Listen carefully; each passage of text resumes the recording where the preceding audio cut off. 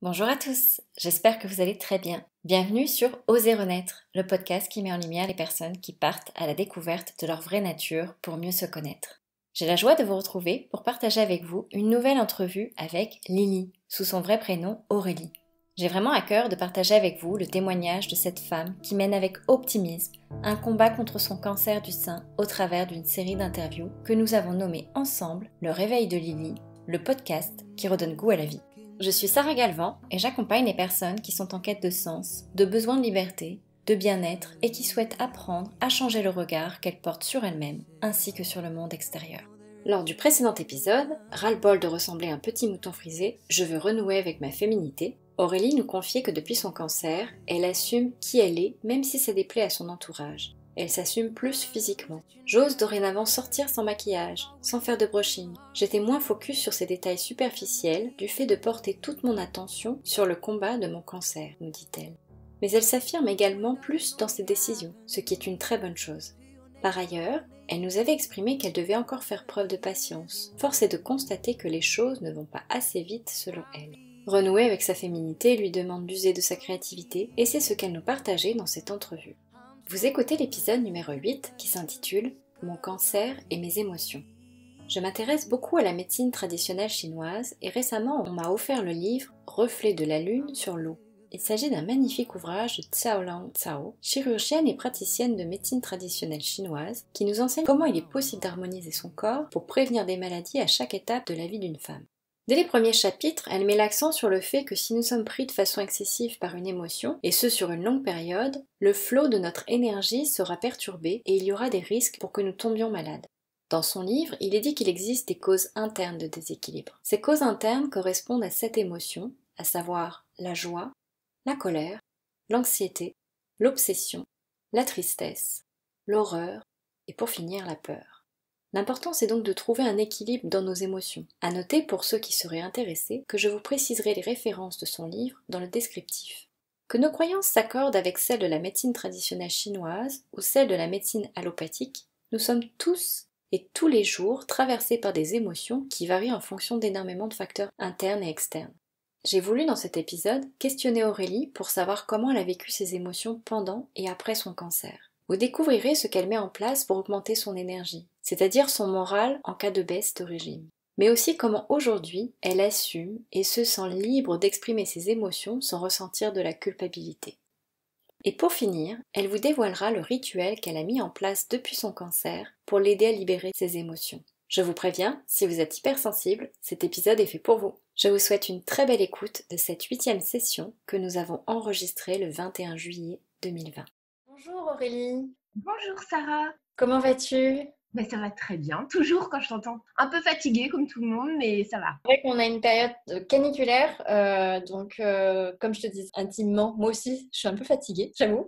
Ça me rassure au moins, c'est même pas forcément lié au dernier mois de traitement, donc ça me rassure. Là je pense que oui, c'est tout le monde. C'est vrai qu'il se passe aussi les vacances, enfin peut-être que les personnes qui ont la chance de nous écouter, même si c'est en différé, puisqu'on voilà, on est un petit peu en décalage par rapport au moment où on enregistre et le moment où on diffuse, en ce moment en tout cas, c'est censé être les vacances. On est le 21 juillet, donc du coup, c'est une période où les gens, je pense, commencent un petit peu à bouger. Écoute, je vais juste faire un petit résumé par rapport à la dernière fois. On avait évoqué finalement le ras-le-bol que tu en avais de cette maladie, du fait que ça aille pas assez vite, l'après-radiothérapie, le fait que tu ne retrouvais pas ta féminité comme tu l'aurais espéré aussi rapidement. Tous des sujets hyper passionnants dont tu nous as parlé la dernière fois. Et puis, on avait fini sur une note super intéressante. Tu évoquais le fait de s'entourer des bonnes personnes. Et notamment, ta physio t'avait mis en contact avec une femme qui traverse la même chose que toi. Et donc, ça vous a apporté énormément toutes les deux de vous retrouver. Donc, voilà, on avait fini là-dessus. Est-ce que tu veux rebondir peut-être ou sinon, j'ai une super question à te poser. Alors, peut-être juste pour rebondir, fait que, encore une fois, c'est vrai qu'il y a des hauts et des bas. Et c'est vrai que la phase dans laquelle j'étais lorsqu'on a enregistré le podcast la dernière fois, c'était vraiment ce ras-le-bol, comme tu l'as dit. Et là, je commence un peu à remonter la vague au niveau du ras-le-bol, c'est-à-dire que je me suis reprise un peu en main la semaine dernière. Je dis, voilà, c'est comme ça, de toute façon, voilà, mes cheveux, c'est comme ça, tout est comme ça. Donc, on va faire avec. Et donc, de nouveau, j'ai repris un peu la même mentalité que pendant la chimio, etc., pour être un peu féminine, genre remettre même jouer de nouveau avec des turbans dans mes cheveux, etc. Alors pas de la même façon que quand j'avais pas de cheveux, mais pour essayer de cacher par exemple le devant qui est un peu frisé et vraiment une frange horrible. Donc ça commence, j'ai l'impression, je commence à passer un peu cette phase où voilà, j'ai eu un gros ras-le-bol un peu de tout.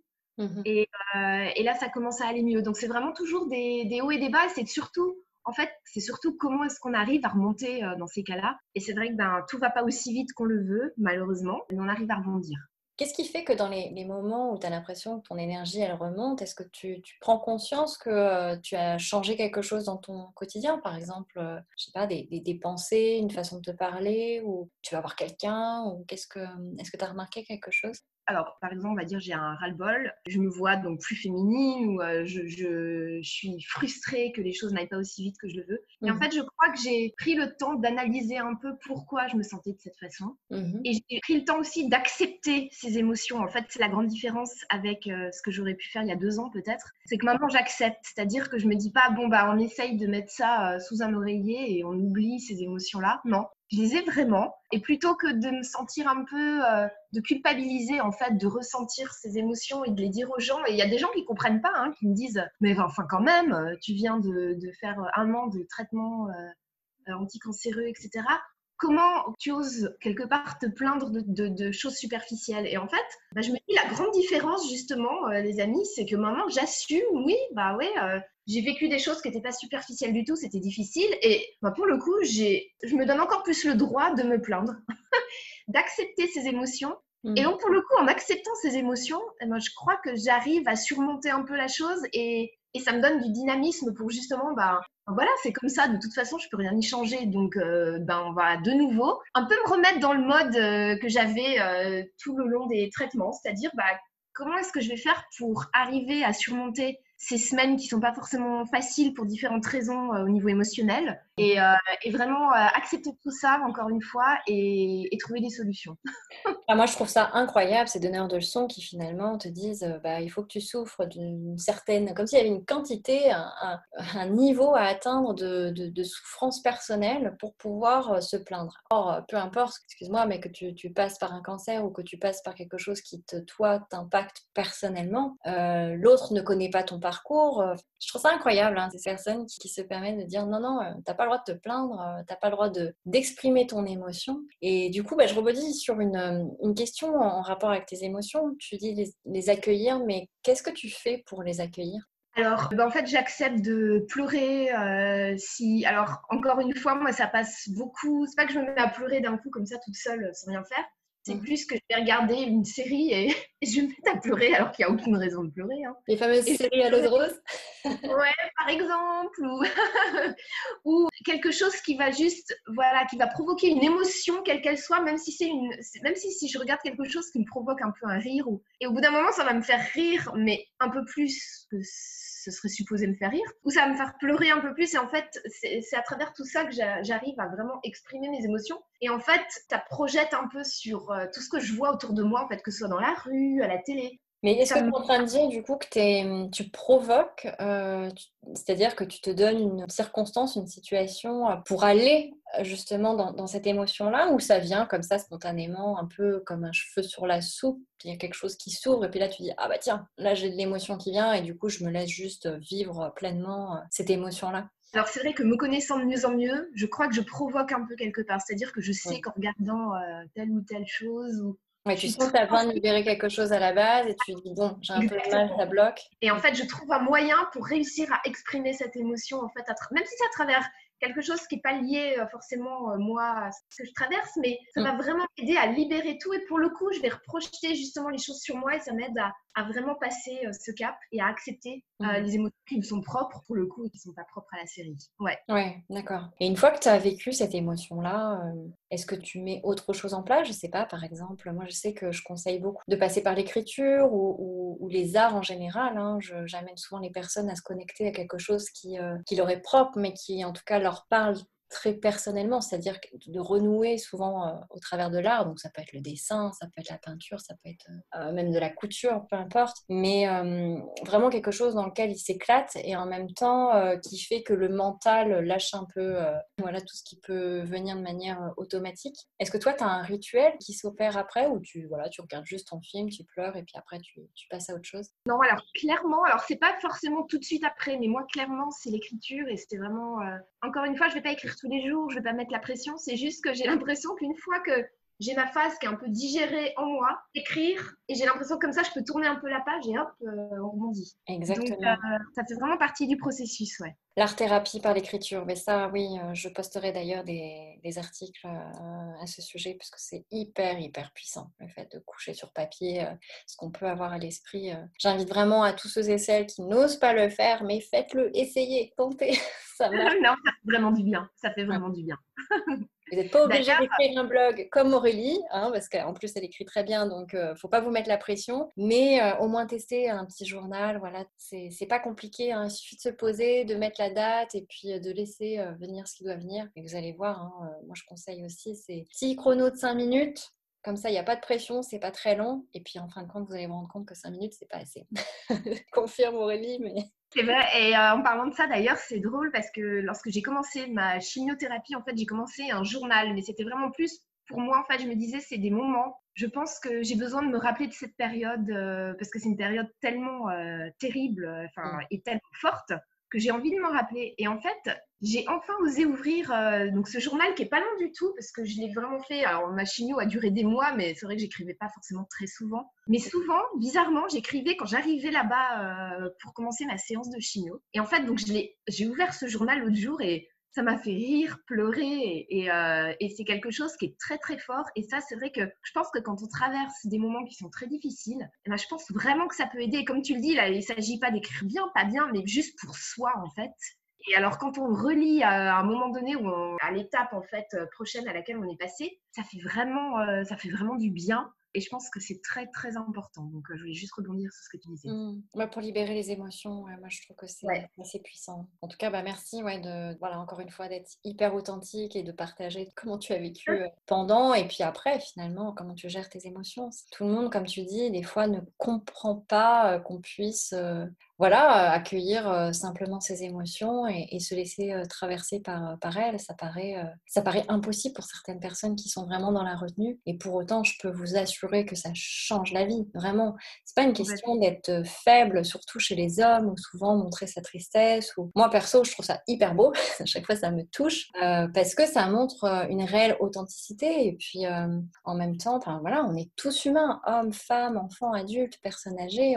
Nombre de personnes âgées que je rencontre et qui me disent « Ah, mais je deviens de plus en plus sensible avec l'âge. » Je suis pas à l'aise avec ça, mais j'en dis, mais à partir du moment où tu te mets une pression et tu te fermes avec ça, ça va être pire. Laisse-toi juste vivre pleinement et accepte que bah oui, tu deviens de plus en plus sensible et que c'est juste comme ça et que c'est beau aussi. D'ailleurs, par rapport à ce que tu disais, c'est vrai que moi, je trouve justement, au contraire, c'est vrai que je trouve que dans notre société, exprimer ses émotions, être sensible, parfois, je trouve qu'on met ça dans la catégorie faible, justement. Et ben moi, je trouve ça très fort, justement, de pouvoir assumer et de pouvoir vivre pleinement ses émotions. Moi, je me dis, mais c'est ça qui fait qu'on est humain, justement, comme tu le disais. Et c'est tellement fort de réussir à assumer tout ça et de réussir à vraiment l'exprimer. Au contraire, moi je trouve que c'est une preuve de quelque part, voilà, d'une personnalité très forte qui arrive à s'assumer. Et je vais rebondir sur quelque chose un peu intime, mais personnellement, bon, moi je suis hyper sensible et j'ai une période de ma vie où je pleurais beaucoup. Et à partir du moment en fait où je suis vraiment allée dans l'accueil de ces émotions-là, et ben j'ai beaucoup moins pleuré. C'était très étrange, hein, mais le fait de savoir que je pouvais me permettre d'être dans ces émotions et de les vivre pleinement, et ben je sais pas, il s'est débloqué quelque chose en moi qui a fait que, et ben étrangement, je me suis mise à beaucoup moins pleurer. Donc moi après pleurer c'est pas pour moi une mauvaise émotion, c'est juste voilà, c'est présent. Je vais vraiment être comme un enfant, c'est-à-dire je vais pleurer puis 5 minutes après je vais me mettre à rire, donc c'est pas grave. C'est plutôt pour l'entourage que c'est pas forcément Les gens ont du mal d'ailleurs à. C'est comme d'ailleurs quand on a un cancer où les gens savent pas comment réagir. C'est vrai que c'est un très bon point. Les gens ne savent pas comment réagir lorsqu'on pleure. Et les hommes en particulier. Parce que je sais que moi j'ai pas mal d'amis masculins qui me disent je sais jamais quoi faire si ma copine se met à pleurer. Donc ça c'est un très bon point. Ça pourrait être un sujet de podcast, effectivement, parce Exactement. que oui, ça revient dans pas mal de thématiques. Donc, je ne suis pas étonnée que tu l'aies senti aussi par rapport à ça. Il y a plein de sujets sur lesquels souvent les hommes, comme tu disais, hein, si tu pleures, si tu montres tes émotions, ils sont considérés comme étant faibles et c'est très mal perçu dans la société. Or, nous, on ne le voit pas comme ça, hein, tu l'as dit, pour nous, c'est plus une force. Donc, ouais, on pourrait rebondir sur ce sujet-là dans un prochain podcast. Voilà, on a un sujet qui tient la route. Est-ce que tu veux rajouter quelque chose par rapport aux émotions avant que je pose ma super question? Je crois qu'on peut en parler pendant très longtemps, mais j'écoute avec plaisir ta question. Alors, la question est, roulement de tambour, on change un petit peu de thématique. Je me demandais si au bout des 1 an, c'est-à-dire à partir du moment où tu as appris ton cancer, 1 an après, qu'est-ce que tu as fait cette journée-là? Est-ce que tu as fait quelque chose de particulier au niveau de tes pensées? Est-ce que tu as offert un gâteau d'anniversaire et tu as soufflé dessus pour dire que quelque chose a été vécu en moi? Enfin voilà, qu'est-ce qui s'est passé pour toi 1 an après? Alors, je vais t'avouer que j'ai pas une date des 1 an dans ma tête. En fait, c'est fin mai, début juin. Donc voilà, j'ai jamais mis une date précise. Parce qu'en fait, c'est tout bête, mais je ne sais pas si la date précise, je la mettrai le jour où j'ai eu mon diagnostic, le jour où j'ai commencé ma chimio, le jour où peut-être ça a commencé dans mon corps, mais je ne saurais jamais quand est-ce que c'était.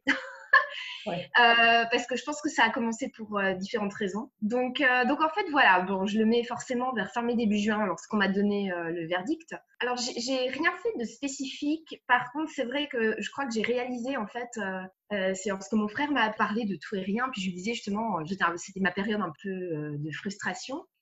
Et il me dit, mais c'est normal, Aurélie, ça fait quand même plus d'1 an que tu es dans toute cette aventure. Et c'est vrai qu'après, je me suis dit, ça m'a juste fait réfléchir. Je me suis dit, et je pense que ça a en fait ajouté à ma frustration, c'est que je me suis dit, mais c'est vrai, ça fait 1 an. Et c'est vrai que quand on m'avait dit, voilà, vous avez un cancer du sein, il y aura telle et telle étape, etc. C'est vrai que moi, dans ma tête, je m'étais vraiment mise, voilà, dans 1 an, je devrais pouvoir respirer. Et en fait, c'est justement pour ça que j'ai eu toute cette frustration je me suis dit, mais ça fait 1 an et en fait, voilà, oui, j'ai plus de traitement, mais tout mon corps est encore fatigué et je suis pas comme je le voulais. Mais là aussi, c'est un peu se mettre la pression bêtement et ne pas vivre les choses pleinement.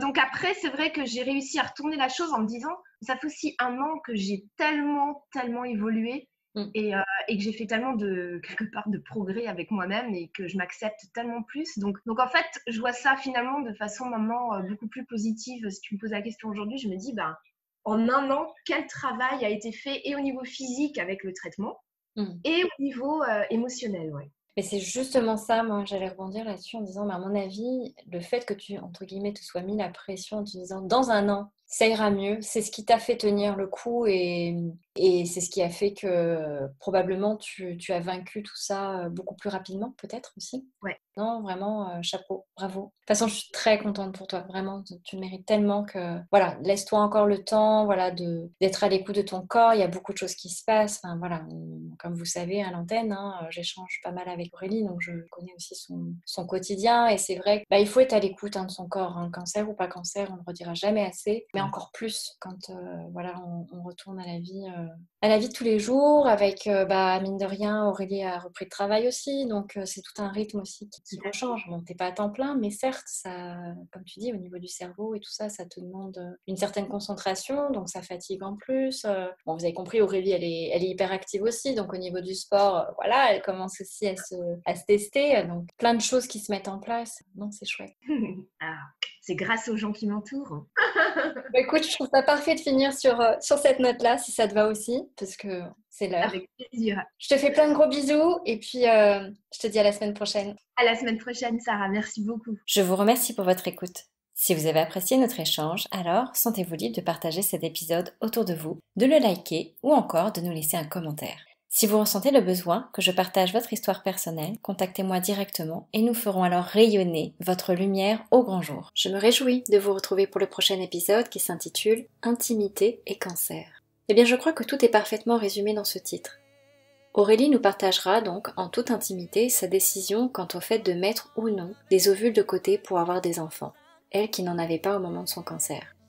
Elle nous confiera également comment elle se réapproprie doucement son corps de femme dans ce podcast que nous avons enregistré 6 mois après l'arrêt de ses traitements. Ne pas se laisser influencer et aveugler par les conseils bienveillants de son entourage lorsque nous sommes confrontés à prendre une décision importante relève selon moi d'une sacrée maîtrise de ses émotions et d'une bonne connaissance de soi. Mais qu'en est-il lorsque votre vie est en jeu et que vos émotions sont à fleur de peau? Est-ce que ce n'est pas finalement notre instinct qui prendrait le dessus sur notre raison? Aurélie nous amène à méditer sur le sujet en nous conseillant que pour se sentir complètement en phase avec ses décisions, il est nécessaire d'être en confiance avec son instinct. Et vous, quand vos tripes vous parlent, est-ce que vous les écoutez et vous foncez? Ou est-ce qu'au contraire, vous les enterrez? Vous avez toute la semaine pour y réfléchir. D'ici là, je vous souhaite une très belle semaine à tous.